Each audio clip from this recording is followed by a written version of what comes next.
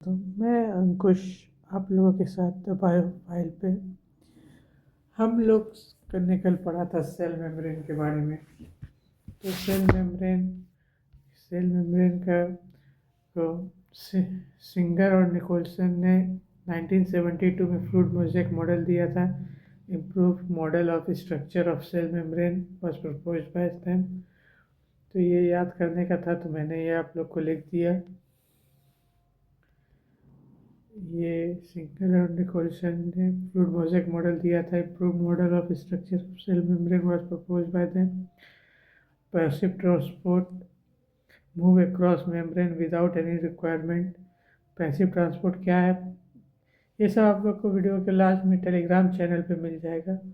Telegram channel का link इस video में डाल दूंगा, आप लोग ज्वाइन कर लीजिएगा। लास्ट में जब लेक्चर सारा सेल का ख़त्म हो जाएगा तो फिर आप लोग को ये PDF मिल जाएगा। Neutral salt simple diffusion along concentration, या फिर इसी के डिस्क्रिप्शन में होगा तो ऐड कर दूंगा नोट्स। ऐसे मुझे पता नहीं है, इसीलिए टेलीग्राम चैनल का लिंक डाल दूंगा जिससे आप लोगों को आसानी हो, ज्वाइन कर लीजिएगा। Neutral salt simple diffusion along concentration gradient. Neutral salt तो सिंपल डिफ्यूजन कर जाता है कंसंट्रेशन के वाटर ऑस्मोसिस के through. Polar molecule polar molecule polar molecule need carrier protein. Polar molecule को कैरियर प्रोटीन की जरूरत पड़ता है।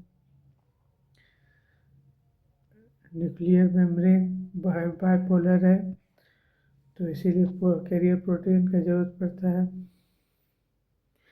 Active transport energy dependent process sodium potassium pump है। कुछ ion molecule transport across gradient there concentration gradient low concentration से high concentration में जाता है, जिसके लिए एनर्जी का यूज़ करना पड़ता है। तो उसके लिए सोडियम पोटासियम पंप एक एग्जाम्पल है। और सेल वॉल आगे आज पढ़ेंगे। सेल वॉल आज का टॉपिक है। तो सेल वॉल अलगी का क्या चीज़ का बना होता है, सेलुलोज का, गैलेक्टोज का, मैनन का, और मिनरल्स कैल्शियम कार्बोनेट। तो ये याद रखना था, तो ये सब पॉइंट मैंने लिख दिया। ये सब आप लोग को याद करके रखना है।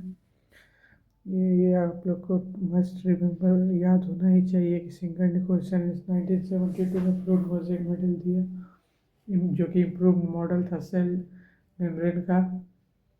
और पैसिव ट्रांसपोर्ट क्या होता है ये बता दिया, कैसे होता है ये बता दिया। पोलर मॉलिक्यूल को कैरियर प्रोटीन चाहिए। न्यूट्रल साल्ट सिंपल डिफ्यूजन से, वाटर ऑस्मोसिस से, सब बता दिया। एक्टिव ट्रांसपोर्ट सोडियम पोटासियम के पंप से कुछ आयन को ज़रूरत होता है कि अगेंस्ट द कंसंट्रेशन जाए, मतलब कि हाइयर कंसंट्रेशन से लोअर कंसंट्रेशन की तरफ मूव करने के लिए ATP का यूज़ करना पड़ता है। ATP एनर्जी का करेंसी है। तो जितना था सब बता दिया। अब ये सब सेल वॉल का है, तो आइए सेल वॉल पढ़ते हैं। तो ये मिटा देता हूँ, ये अच्छा नहीं लग रहा।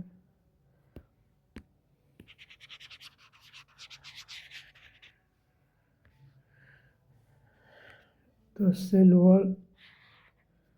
Wall as you may recall, जैसा कि आप लोग याद कर ध्यान में ला सकते हैं, एक non living rigid structure called the cell form. क्या है सेल वॉल? क्या एक नॉन लिविंग रिजिड स्ट्रक्चर है। सेल वॉल क्या है? एक नॉन लिविंग रिजिड स्ट्रक्चर है। सेल मेम्ब्रेन लिविंग है पर सेल वॉल नॉन लिविंग है। ये जैसे कि आप सेल वॉल को कहाँ देख सकते हैं, तो ट्री का बार्क जो होता है, बार्क, वो जो ऊपर का छल, जिसको चेला शायद आप लोग बोलते हैं, ऊपर का जो हिस्सा होता है, जिसको आम के पेड़ पे देखते होंगे, जिसको छूने से गिर जाता है बार्क, वो नॉन लिविंग होता है। तो वो सेल वॉल ही होता है। जितना ज़्यादा ग्रोथ करते जाता है उतना, जितना पुराना पेड़ होता है उसका सेल वॉल उतना ही रिजिड और उतना ही थिक होता है। तो cell wall for from an outer covering of for plasma membrane of fungi in plants. तो सेल वॉल बनता क्या चीज़ से है? Outer covering of plasma membrane of fungi and plant. तो सेल वॉल फॉर्म्स एंड क्या बनाता है? एक आउटर कवरिंग बनाता है प्लाज्मा मेम्ब्रेन का और फंगी एंड प्लांट। तो ये उतना इम्पोर्टेंट पॉइंट नहीं है, ये तो सबको पता है कि आउटर कवरिंग बनाता है। तो किसका बनाता है? तो cell wall form outer covering किसका? तो फंगी का और प्लांट्स का।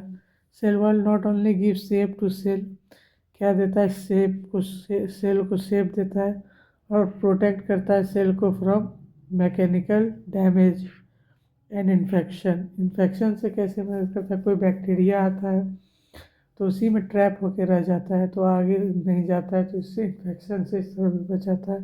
It also help in cell to cell interaction. तो सबसे आउटर लेयर है तो सेल टू सेल इंट्रैक्शन में भी मदद करता है। And provide barrier to undesirable molecule. तो कैसे मदद करता है? जो इसमें ये पोरस होता है सेल वॉल, तो जो बिगर मॉलिक्यूल होता है, डिजायरेबल होता है, सेल के लिए हार्मफुल होता है, उसको बाहर ही रोक देता है और वो अंदर नहीं आने देता। तो ये भी एक प्रोटेक्शन का लेयर है और ये भी बैरियर का काम करता है। Algae have cell wall made up of, ये नीचे लिख ही दिया है तो यहाँ बस अंडरलाइन कर देता हूँ। Cellulose galactans mannans and minerals like calcium carbonate. तो ये नीचे लिख ही दिया था तो बस यहाँ पर हाईलाइट कर दिया है। While in other plants is consist of cellulose, hemicellulose, pectins and proteins. While in other plants it consists of cellulose, hemicellulose, pectins and protein। जबकि अदर प्लांट्स में क्या चीज़ का बना होता है?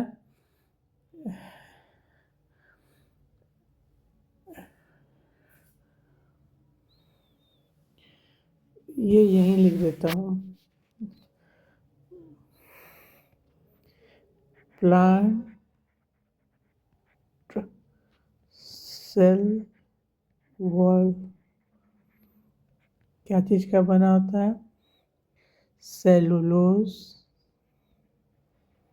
या फिर शायद नीचे लिख ही दिया होगा, नहीं लिखा है, चलो लिख देता हूँ।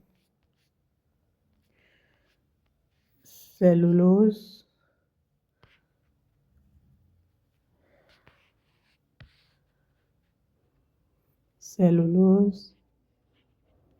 हेमीसेलुलोज,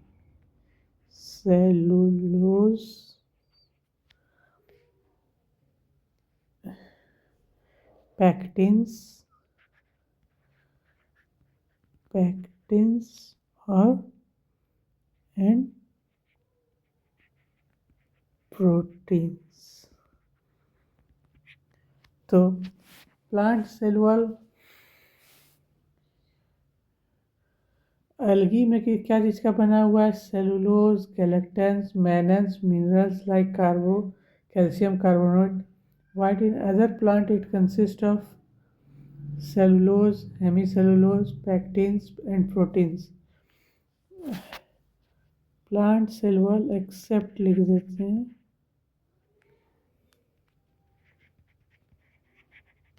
एक्सेप्ट एल्गी, तो ये क्लियर हो जाएगा। While in other plant is consist हो गया। The cell wall of young plant cell, the primary wall is capable of growth। Cell wall of young plant cell, the primary wall is capable of growth which gradually diminish as the cell mature and the secondary wall is formed from the inner side of the cell।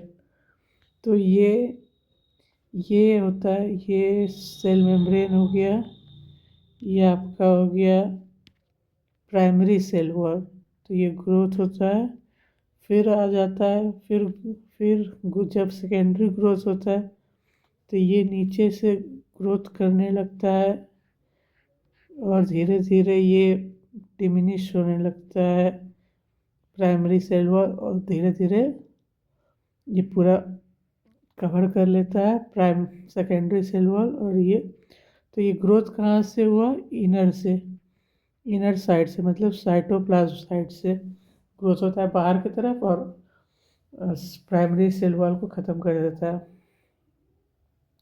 जैसे जैसे mature होता है secondary cell wall is form inner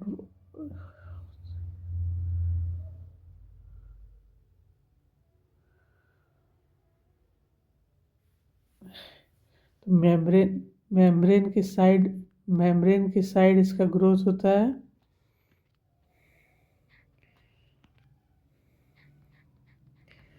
देखिए लिखा formed on the inner toward the membrane. तो ये जो cell membrane है, सेल मेम्ब्रेन के टुवर्ड ग्रोथ होता है और उसको डिमिनिश कर देता है।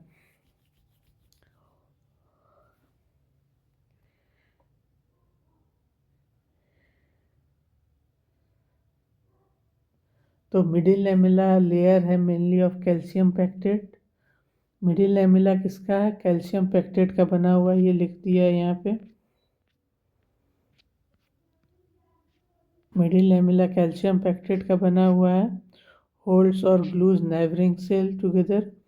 नाइबरिंग मतलब आसपास का सेल को वो पकड़ के रखता है। Cell wall and transversed by plasmodesmata.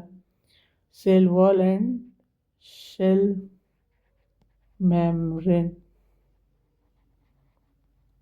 membrane transversed by plasmodesmata connect the cytoplasm of neighboring cell. Connect the cytoplasm of neighbouring cell का साइटोप्लाज्म को कनेक्ट करता है। ये मिडिल लैमेला का काम है। Middle lamella is layer mainly of calcium pectate which holds और glues the neighbouring cell together. The cell and middle lamella में भी ट्रांसवर्स बाय प्लाज्मोडेस्माटा। प्लाज्मोडेस्माटा से ट्रांसवर्स हो सकता है विच कनेक्ट प्लाज्मोडेस्माटा जो कनेक्ट करता प्लाज्मोडेस्माटा क्या करता है? कनेक्ट करता है साइटोप्लाज्म ऑफ नाइबरिंग सेल। तो मिडिल लैमेला कैल्शियम पेक्टेट का है।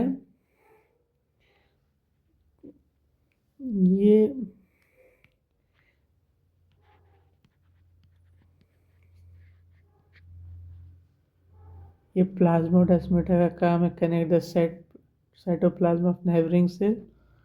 ये काम